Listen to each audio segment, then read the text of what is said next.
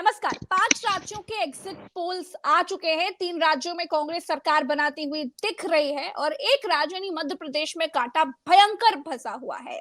तो मध्य प्रदेश की माटी को बड़े ही करीब से समझने वाले, मध्य प्रदेश पर किताबें लिखने वाले वरिष्ठ पत्रकार डॉक्टर राकेश पाठक जी हमारे साथ हैं। राकेश पाठक जी से समझेंगे कि ये एग्जिट पोल क्या कुछ कहते हैं। सर, आपका बहुत बहुत स्वागत है।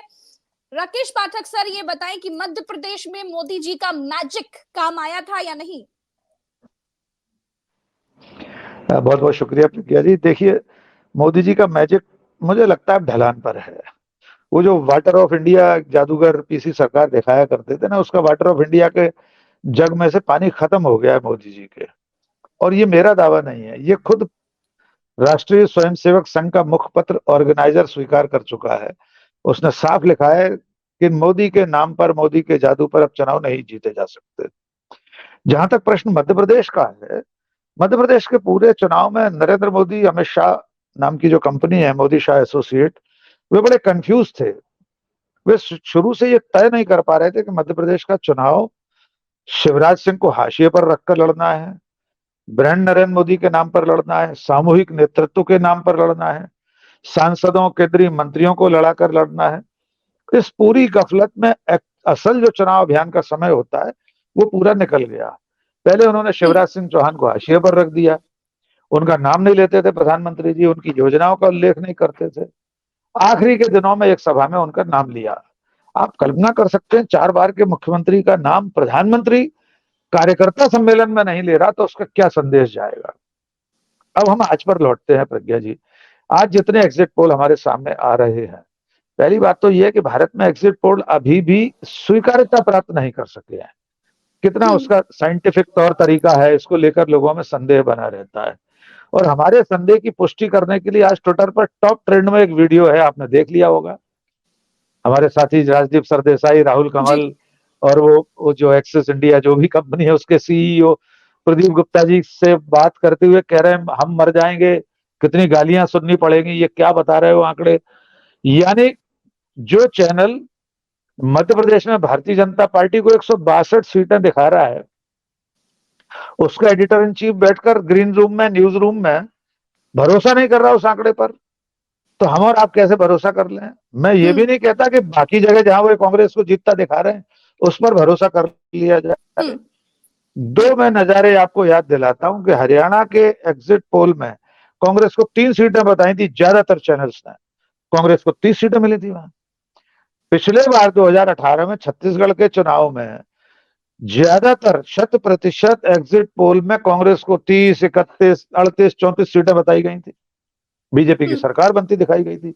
वहां तो कांग्रेस ने सरकार बनाई और अच्छे खासे बहुमत से बनाई, पूरे 5 सरकार चली। तो हम अभी इस विचार में न पड़े कि एग्जिट पोल्स की सचमुच में क्या विश्वसनीयता है, लेकिन जितनी भी है, अगर हम उसके आंकड़ों की बात करें तो जो मीन निकलता है, जो औसत निकलता है सारे चैनल्स का, आप जितने बड़े तथाकथित चैनल हैं, बड़े तथाकथित इन्वर्टेड कॉमा में, उनका अगर हम औसत निकालें तब भी कुल मिलाकर कांग्रेस की बढ़त दिखाई देगी आपको।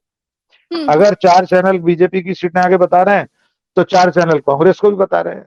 हम मध्य प्रदेश की बात करें तो हाँ यहाँ जी, राकेश देश का सर, मध्य प्रदेश में जो हम देख रहे हैं, जिस तरीके से अगर वो एग्जैक्ट जो एग्जिट पोल आया है, अगर वो एग्जैक्ट आंकड़े दिखते हैं रिजल्ट वाले दिन, तो फिर क्या कमी रह गई कांग्रेस की? और बीजेपी को इस तरह के अगर आंकड़े, संख्या मिल रही है जीत के लिए, तो फिर उसके पीछे क्या मोदी का फैक्टर काम आया है, या फिर शिवराज सिंह चौहान को किनारे करने का काम आया, या फिर लाडली बहन योजना काम आ गई? ये कौन सा मैजिक है जो काम आ गया? ये सचमुच में मैजिक ही कहलाएगा।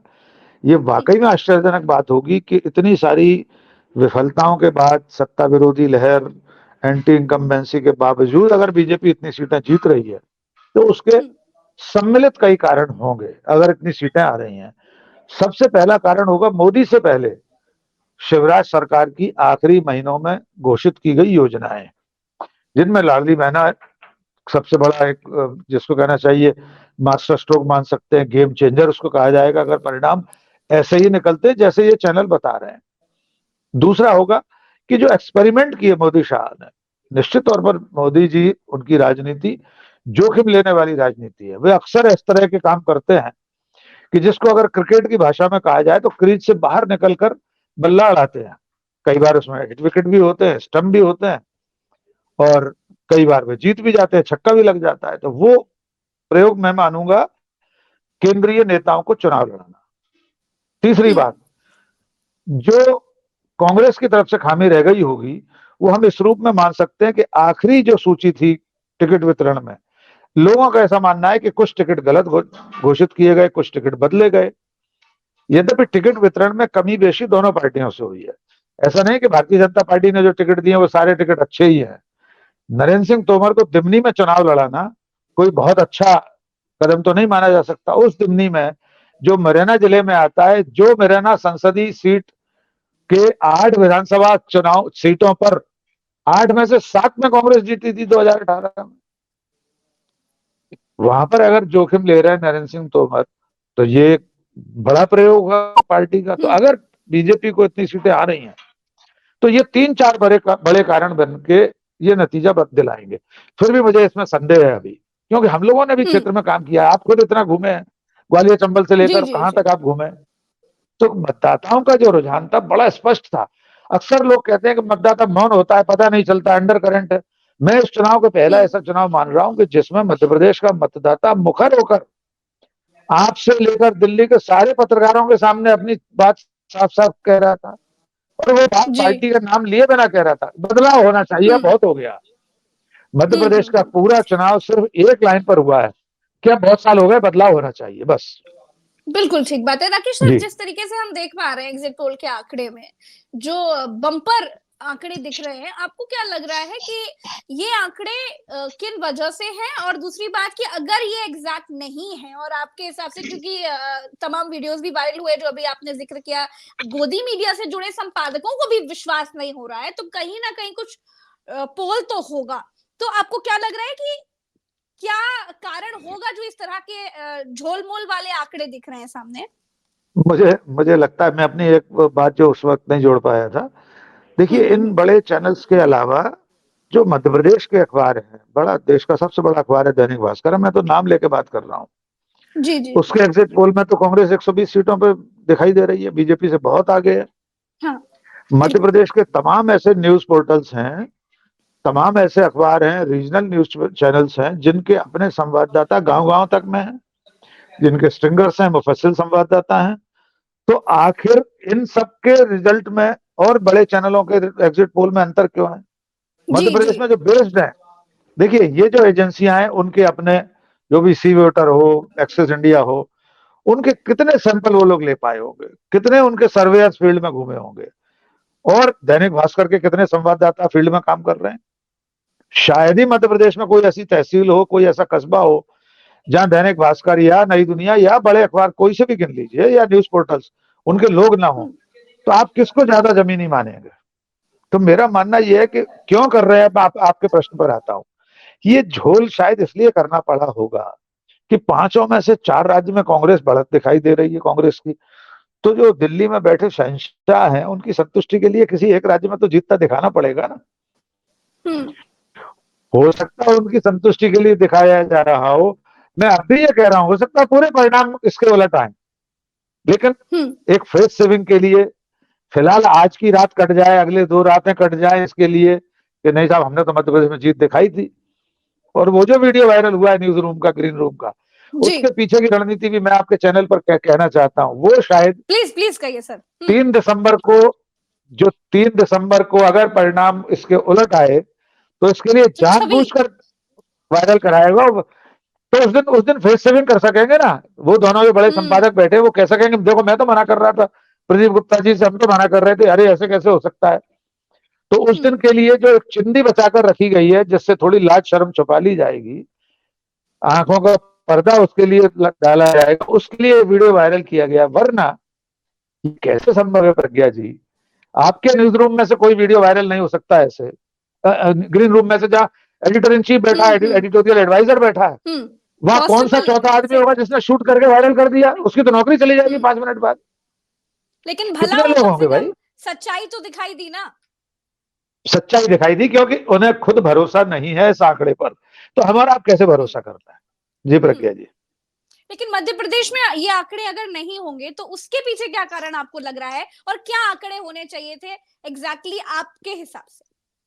देखिए, जो हम लोगों ने फील्ड में काम किया, आपने भी किया, जो अब तक बाकी लोग सामने आई है चीजें, उससे मुझे लगता है कि कांग्रेस सम्मानजनक बहुमत के साथ सरकार बना लेगी। अब भी मुझे ऐसा लगता है। उसके हम्म, कारणों में मैं फिर से जाता हूं।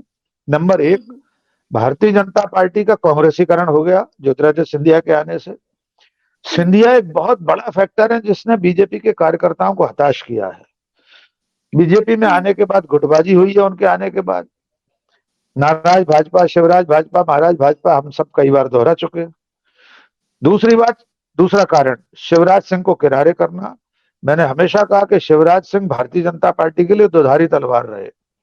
उनसे ज्यादा लोकप्रिय कोई नेता नहीं है मध्य प्रदेश में बीजेपी का आज की तारीख में। हम्म, उनकी लोकप्रियता के साथ साथ उनकी अलोकप्रियता भी जुड़ी है, चूंकि लगातार सत्ता में है।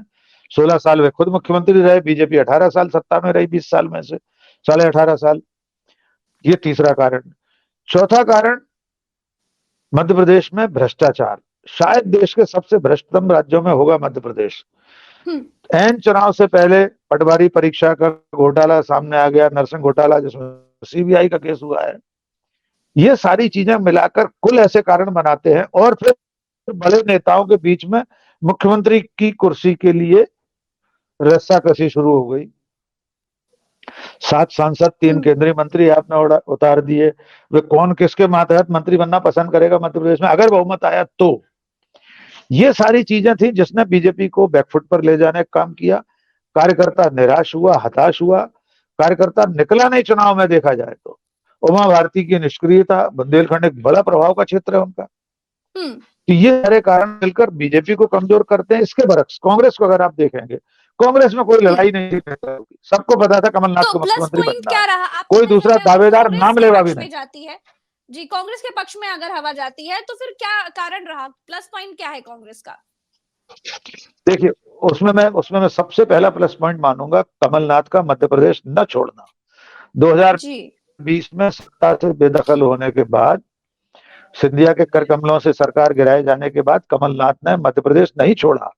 पूरे 3 साल उन्होंने पार्टी के संगठन को मोबिलाइज करने का काम किया।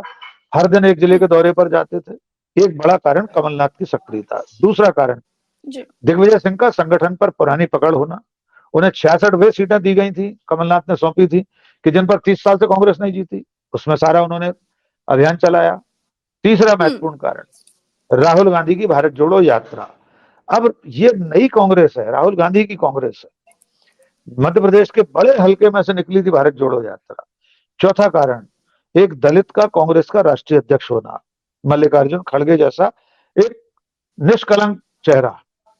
पांचवा और अंतिम कारण, एन चुनाव से पहले कांग्रेस ने जातिगत जनगणना का दांव खेल दिया। बीजेपी हम्म, चाहकर भी उसका काउंटर नहीं कर पाई। आज आपके उत्तर प्रदेश की विधानसभा में वहां का मुख्यमंत्री कह रहा है कि हम तैयार हैं, हमारे नेता जनगणना कराने को। मैं शायद देश का पहला पत्रकार होऊंगा जिसने 15 दिन पहले कह दिया था कि आप इंतजार कीजिए, एक ना एक दिन बीजेपी को कहना पड़ेगा कि वो जातिगत जनगणना के पक्ष बिल्कुल में है। कहा था, कि बिल्कुल ये बिल्कुल कहा ये था। बोतल में से निकला हुआ एक ऐसा जिन्न है जिसे अब बोतल में वापस कोई नहीं पहुंचा सकता, जनगणना करानी हम्म, ही पड़ेगी।